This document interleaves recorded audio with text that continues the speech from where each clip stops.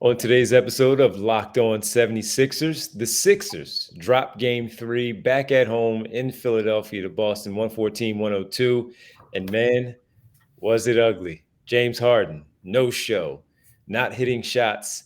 There was a lot to this one. We got to break it all down right here, Locked On 76ers.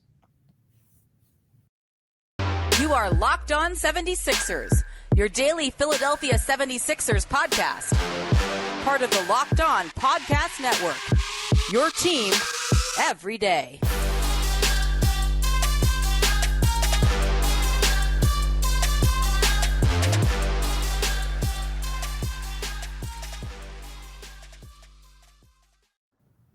Welcome. You are Locked On 76ers. I'm Devon Givens from 97.5 The Fanatic Radio in Philadelphia, alongside my co-host and partner, as always, from theinquirer.com, Sixers beat writer Keith Pompey. Keith, what's happening, man? What's good, man? What's good? The Boston Celtics appear to be good enough to have a 2-1 series lead after game number 3. We'll get into it all, break it on down, what went wrong in this one, and why we are sitting here talking about a 2-1 now advantage for the Boston Celtics. Thanks, everybody, for making Locked On 76ers your first listen every day. Remember, Locked On 76ers is free and available on all platforms, including right here on YouTube, Locked On 76ers. All right, Keith, 114-102, the final score.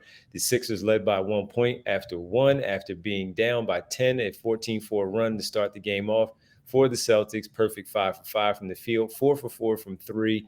James Harden, Jason Tatum, a big piece of that. This coming on the heels of the great ceremony before the game, the presentation of the 2022-23 Most Valuable Player Award, handed to Embiid. Great presentation there. Speech by Embiid. We'll get to that a little bit later. But Keith, even getting down, and I'm like, oh man, they down 10 already. This is going to get ugly. They took the gut punch. They came back and they eventually led by 1. In the second quarter, that's what things kind of got away from them. We saw some tough things on the foul calling side. We saw some things with the turnovers where they turned the ball over too many times. More opportunistic the Boston Celtics were, man. What stood out to you in this one? The play of the no-show by Maxey and Harden. I mean, we can talk about the refs all we want. You can talk about, like, the momentum. You can talk about this. I mean, I'm looking at this thing right now, and the Sixers lucky they ain't down 3-0. And, I mean, you look at it. Harden was 3 for 14, 2 for 7 on threes. He had 16 points. Like, in 2 games, the last 2 games, James Harden is shooting 5 for 28, right? Tyrese Maxey, he had a pretty good first game. We were all like, Maxey's back. Since then, he's been coming down to earth. He shot 4 for 16 yesterday. And, like, when they needed him in clutch situations, neither one of them was. Now, Harden looked like he was scared to shoot the ball to me, man, at points. Like, he would come down there. And it was weird because it reminded me, and I hate to say this, but you got to be real. Jaylen Brown was guarding him. And wherever Harden went, Jaylen Brown was right behind him. It was kind of like you in the backyard with your kid, and your kid is, like, trying to take a layup. And then all of a sudden, when he hits the ball up, you just take and smack it and knock it out of there. He kept doing that to him, dude. And then it got to a point where Harden didn't want to shoot the ball because he didn't want to get his shot blocked, it looked like. Now, he said that wasn't what he was doing. He said he was making the right play, but he just looked bad. He looked scared. I mean, I hate to say it, but he was awful, Keith. He was awful. He was terrible. He was terrible. He was terrible. You're the point guard. You set the tone of how things go. You had good opportunities, good looks. Sure, you don't have enough lift, but the more athletic defender in Jaylen Brown is on you. And sure, he's making plays. But you also, while you didn't blow past him and had that burst like we saw in game number 1, there were opportunities for James Harden to get some good shots off in the paint, mid-range jump shots that we saw him make in game number 1. But he was so shook from those defensive plays that you're talking about. Not only those where you're saying the recovery blocks, but picking him up basically full court as the ball is being inbounded in his face the entire time, face guarding him when he doesn't have the basketball. He was terrible in this game. And for him to sit there and say what he did post game about how he felt like he has a pretty good pretty good instincts in the game. I don't deny that. Those instincts were not on display in game number three, specifically after the first quarter, because he gave up a lot of opportunities there in the paint where he was right there for a good look for him, a good look for most people. But he is James Harden. So those are good looks for him. And he passed up opportunities, and that hurt the team. And not only did it affect his thinking on that end of the floor, Keith, he would go down the other way. And I remember one play where Robert Williams, he got caught underneath with him, and he was face guarding him and wasn't jumping. He was just had his hands in his chest. It was second half towards where we were, where he was face guarding him, and he didn't do anything. This was the Boston end of the floor where they were shooting in the second half, and he was face guarding him, basically grabbing him instead of trying to at least box him out to prevent an offensive rebounds. He was awful in the game. Yeah, but the offensive thing, like the defensive thing, you know what? We all know that he's not a defender. No, Like, no, it was just positioning of a yeah, the rebound. position. Yeah, but All of that that is one, affected when you're not thinking the game like you're supposed I get it. But my thing is, like it's one of those things like I expect that, like unfortunately, but the fact that he's passing up shots and all that, and the blunders that he was making, like that really, I don't know, it don't sit well with me. I'm gonna be real with you, D. Like I'm looking at it more like when you look at it, I know we was hyping up game one that they won, everything was cool, but they had to play, and Embiid says it for us to win, we got to play close to perfect basketball close to perfect basketball. And that's what happened. James Harden, 45 points. Like, you know what I mean? After 8 days rest. You know, all these other things. Like, for instance, James Harden hitting 7 threes, right? Like, since then they haven't been getting that. And they look bad. And then not only that, the coach Joe Mazzulla, he was like struggling that first game. He couldn't do anything right. So as far as making adjustments, and he made the one adjustment I seen him make was apply pressure on Harden. Yep. And you know, and let's face it, like and like when we was on my man podcast, and I said to him like, "Yo, I don't see any like jerseys getting retired." But I tell you what, outside of Joel Embiid, they look like they got the better all the other better players right now, and they just do. You know, I one thing though, I gotta commend PJ Tucker for playing the way he did. With it was his birthday, but it was also a heavy heart. His mentor died on Wednesday. He found out about it yesterday, and I gotta commend DeAnthony Melton. DeAnthony Melton played like a soldier. He didn't quit. He was doing whatever he could, diving on the ball, on the floor for loose balls. But outside of that, I saw like some guys play okay, like make some shots, but nah, they were getting. I just didn't like what I saw. They don't look like they didn't.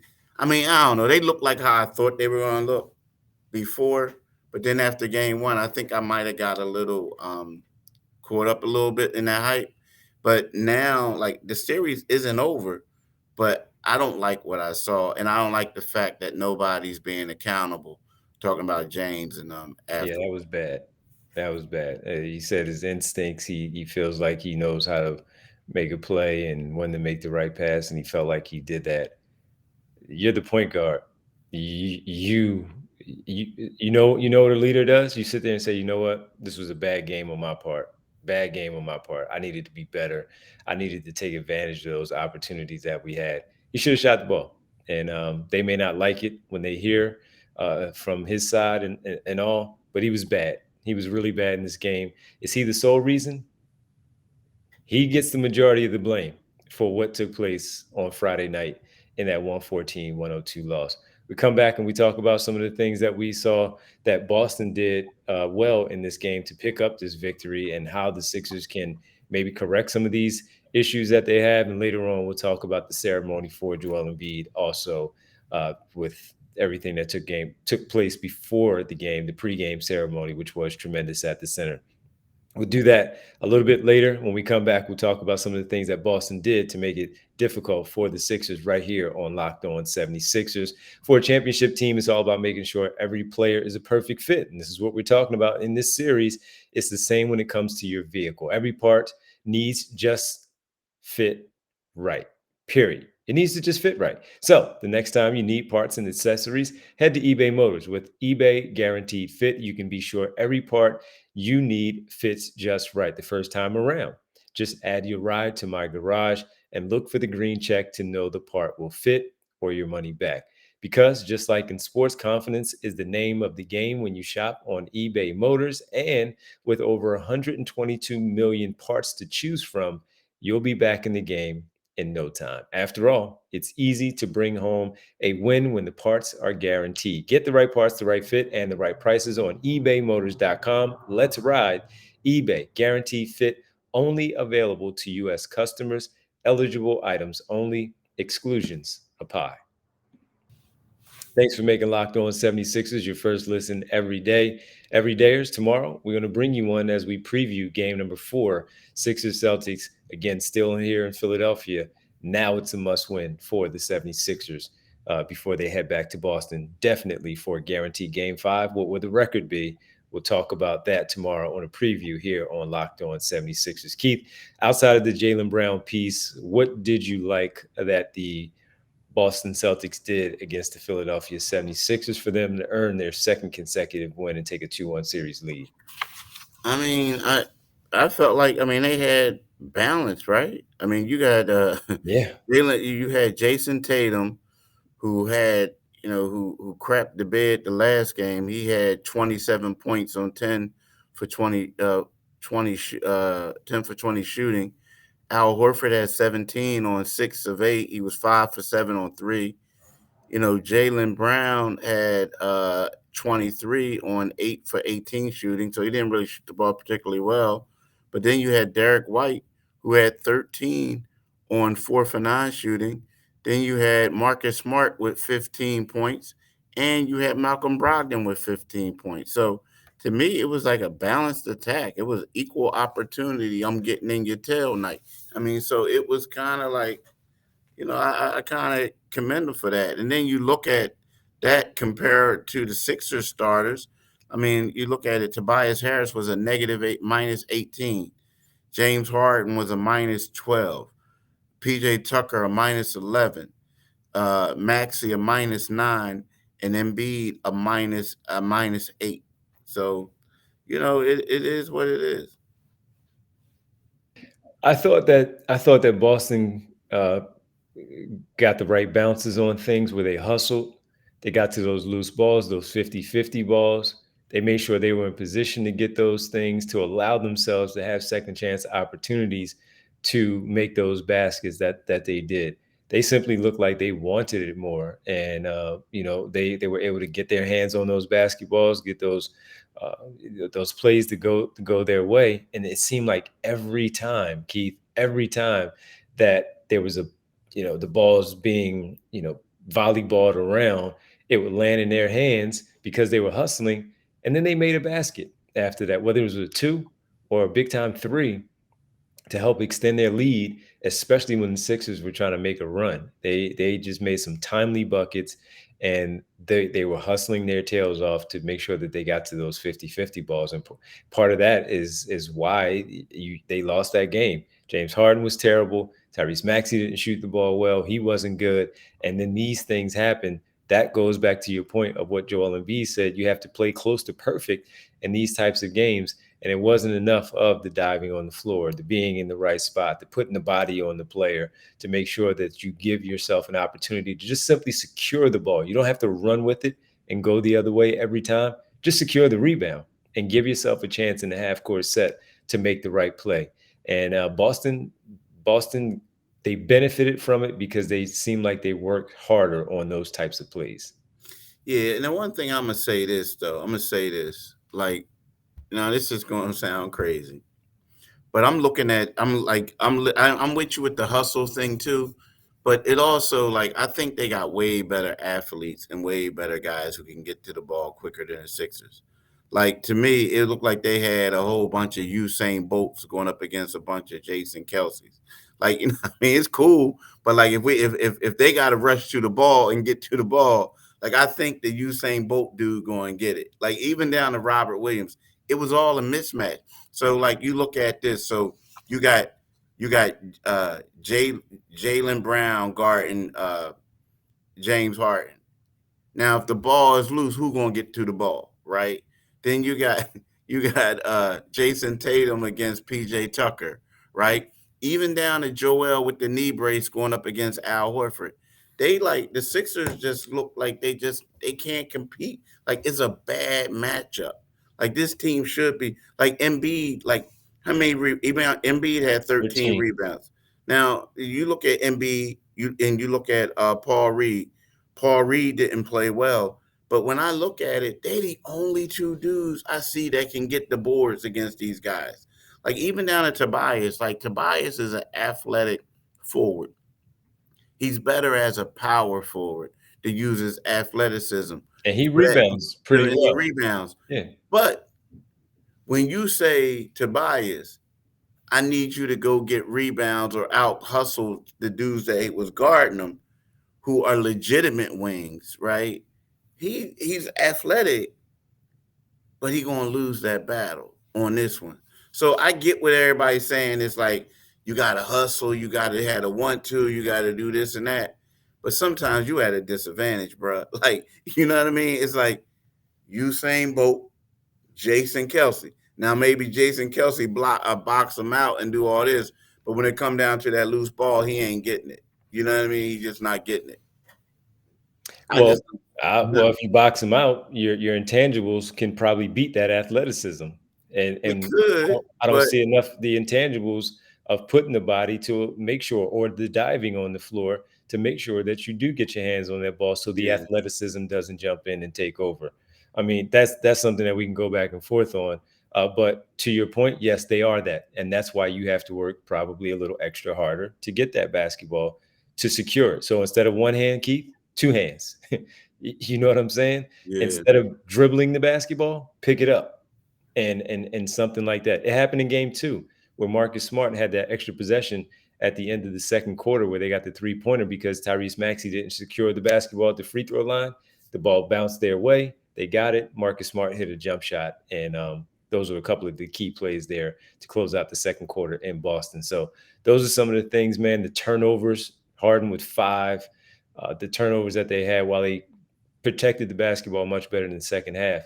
The reason why they got into that trouble is because the stuff happened in the first half. So the intangibles, the fundamental things that we talk about that you have to do against a more athletic, more young team, you got to be smarter with the basketball. And they just didn't. They just didn't do that in I this got a question for you though. game. How many games is this series over with? I said 7, right? Yeah, it looks like 5 right now. Looks like 5. They gave me no reason to be confident in game number 3. I mean 4 upcoming. This was a winnable game. And the warts that they have that we've seen for years cropped up again. And never would I have thought, even with the history of what James Harden has done in the postseason in the past, Keith, honestly, never would I have thought that he wouldn't take makeable shots that I've seen him make for years in other places, and even here as early, just earlier in the week on Monday, where he was hitting those same shots. And I know that your confidence can wane when things are going away from you. There was a time where I was sitting there, Keith. I'm like, take him out of the game. What is he giving you? I heard some people were saying bring in Shake, bench him for Shake. Well, I didn't hear that. Yeah. Mine was more run the backcourt of Maxey and Melton and just go with whatever you're going to go with, because he's a net negative. If the shot is not falling, his mind is not right, his confidence is shook, like you said, what good was he? They weren't doubling him. He was just out there because he's James Harden. Yeah, he's earned that. Unless he was hurt, man, I was the worst I've seen him play. And there were a lot of games where he's only had 3 made field goals on double-digit attempts in terms of shots. That was the worst game I've seen him play. He needs to bounce back in a big way to make sure that they win game number 4. And I don't have confidence in that after seeing him in the last 2 games, and especially if he has now let that seep into his mind where he cannot go out there and perform at the level that he needs to in order to beat this basketball team. Yeah, I'm with you. I'm with you. Yep. All right, man. Final segment on the other side. Can we at least talk about the ceremony? It was pretty cool. It was pretty cool. We'll talk about that. Joel Embiid gets his MVP, and even Boston, they stood there and watched, and you can see those guys clapping for him too. And we'll talk about it when we get back. The ceremony to start the game off. They Rough clap game. for him and use it as motivation to come out Maybe they there and did. yeah, Maybe man, they did. come We'll on, get bro. into it in the final That's what it segment was. right here on Locked On 76ers.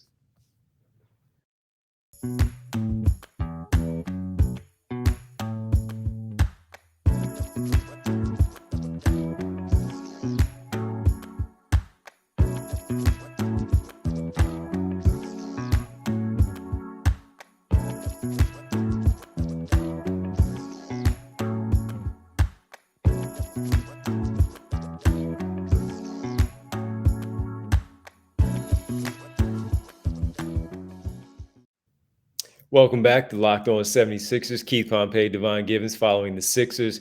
Game 3 loss at home to the Boston Celtics, 114-102. Before the game got started, Keith, the crowd was nuts, man. The anticipation of the MVP, Adam Silver in the building, the dignitaries all there, and coming in to bring Joel Embiid that MVP award for the 22-23 campaign. His speech, his parents being there together, Luke Baamute back in the building, his speech that seemed heartfelt, his son running to him on the floor. Keith, before everything went downhill later in the game as it played out, that was a great start to the night. Yeah, it was. It was. But I'm also with Joel, and I was on at your station this morning, and I was talking to people, and I was like, you know what? I don't like these things, man. Like for the Sixers and for Joel. I mean, because it gets emotional. The guys start tearing up, and all this, and they were chanting MVP and everything like that. And then they got to warm up again for like 4 minutes, right? So it was kind of like it was a great atmosphere, but it's something that you think that you would have it on an off day. Like you would have a ceremony on an off day, but then have the game and then just have him like just I don't know, the crowd do something like real short. I just didn't. I just think that it's easy to lose focus on a situation like this. You know what I'm saying? No, But I do. And I said it during the pregame show when we were doing the show from the arena that it could go in your favor, it could work against you. I was curious of which one it would be. We know a lot of people were really starting to bring back the memory of when Allen Iverson got it in 2021. The Sixers got off to like a 15-0 run to start the game. So which one was it going to be for Embiid and his team tonight? It went the other way. He hit the first bucket. And it was 2-0. It was like, oh, okay. Let's see how it goes from here. And then the next thing you know, you look up and the Celtics are up 14-4. So I didn't know. I didn't know how it was going to go. And they had the other ceremony in Boston. That one worked against them. This one, you felt, all right, maybe they got that one out of their way if it worked against them. And that one, with this one, they'll come out, they'll have the crowd, you feed off the crowd behind you and get off to a good start. And they did not. Now, they fought back. They took that gut punch. They came back and they led by one after the first quarter. They were in it in the second quarter as well, and they eventually took the lead again. But after that, they never did. But all in all, I thought it was a pretty good ceremony that they had overall. If it affected them, it affected them. But in terms of the ceremony, I thought it was pretty cool. yeah, it was cool. I mean, it was nice. I mean, yeah, it was nice. That's what I was asking you. Yeah, I mean, it was nice, but I just don't think. Yeah, it was nice. I mean, it was okay. I mean, it was cool. It was cool. It was I mean, loud in there.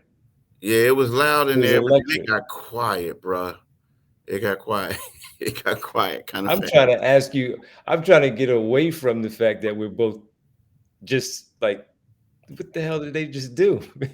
and get your thoughts on the ceremony. I saw you. Yeah, you look like you were into it a little bit, just watching it. I was like, that was pretty cool. You know, It was. I mean, it was nice. I mean, it was cool. But the only thing is, it would have been better if he would have said he'd have looked at Boston and said, "Freak Boston," or "We coming in for it." Maybe he knew like it wasn't. Like if he would have done something like he if he knew it would have said wasn't that, sweet. Now, huh? he knew it wasn't sweet. Yeah, I know. That's what I'm saying. He knew it wasn't sweet. But the thing is, though, I do think that it motivated the Celtics, though. They're like, Maybe yo, we're so. going to sit here and watch this dude get MVP. And then he's saying, we're going to try to win a championship this year. They're I like, was thinking about that too, but it was like, what nah, else? What partner. else was he Not going to say though? he was, I know, right? They're like, not this year. Yeah, what else is he going to say? The only thing I thought of course, we can think about it because we're not the ones in the moment saying it. It was like, we got a tough one ahead of us tonight against this team and throughout however long this series goes. But I appreciate you guys, all that type of stuff, whatever he's going to say. But what was he going to say? He said what he said, and he felt that way. Like, hey, these guys are tough. It's going to be a tough series for however long we here. And let's go out here and play some basketball. It was a cool moment to see how it all played out. They did a great job in the arena. The fans were electric. His teammates, Boston, watching them, cheering them on. Also, it was decent. I thought it was decent. Yeah, it was funny though because one dude I was talking to a guy, and he was like, "Oh, this is great," and then I said, "Yeah, but it's great, but just be careful now because if they lose this thing and the fans aren't happy, people here we're very knowledgeable, the fans, and they like a good product." And then so next thing you know, when they start booing, he's like, "Oh, I know what you mean." And then like towards the end, he's like, "Dang, they even booed them on Joel Embiid night." I like, "Yep, that's what Well, happened." hey, that's this city. That's yeah. My first phone call after the game, my second phone call was trade Joel Embiid. I Yeah. was like, wait a minute. He played pretty well. He had 30 and 13, turned the ball over only 3 times. He moved the ball, he relocated, he reset. He held the ball a little bit too long on a couple of possessions. I'll give him that. Other than that, he wasn't the problem. Nah, he wasn't the problem. Not trade Joel Embiid. That wasn't the issue. But listen, man, uh, that was a tough one that they suffered there, and Boston now has they have retaken the advantage in the home court. Sixers have an opportunity though to move on and even the series up on Sunday.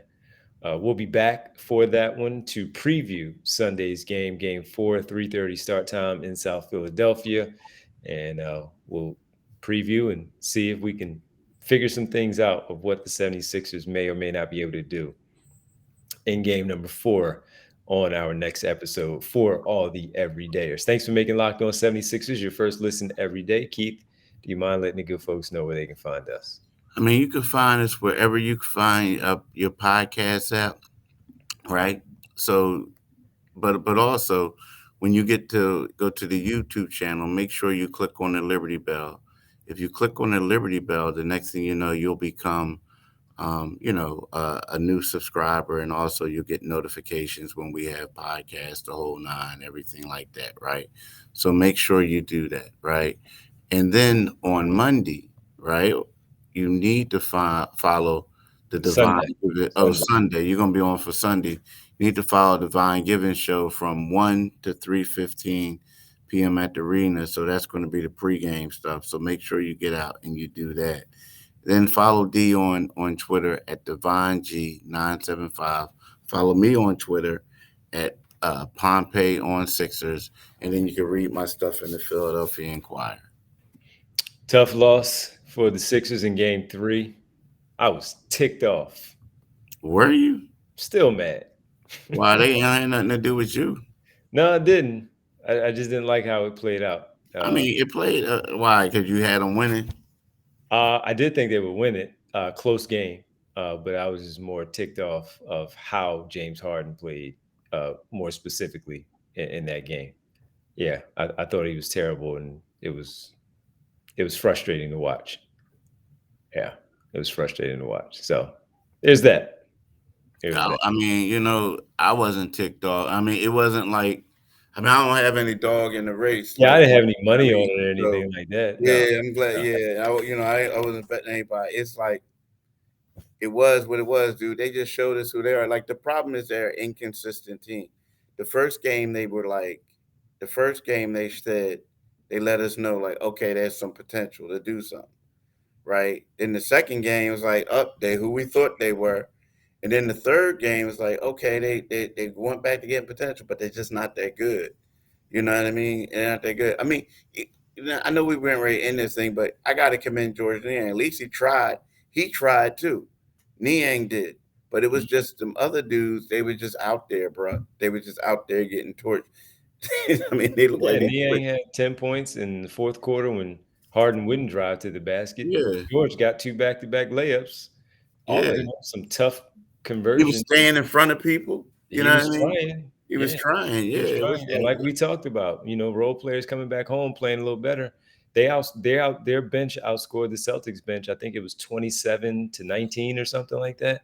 yeah. 14, But the 14 to Celtics 9. only played three dudes though. But yeah, Yeah, you're right. it's I the mean, same thing. Sixers only played Melton, Niang, and McDaniels. Really, Reed got in for those minutes, but they were trying to find something because Tobias Harris got into that foul trouble and it worked out that way. So yeah, the bench played well tonight, and you needed your two guys in the backcourt to score the basketball, and they didn't. yeah. All right, man. Well, listen, enjoy the rest of your day. We'll be back again to preview the game for Sunday ahead of game 4 and see how we're feeling then about their chances in the game against the Celtics. Man, thank you. Thanks, everybody out there. We appreciate it. We'll talk to you later. Deuces. Peace.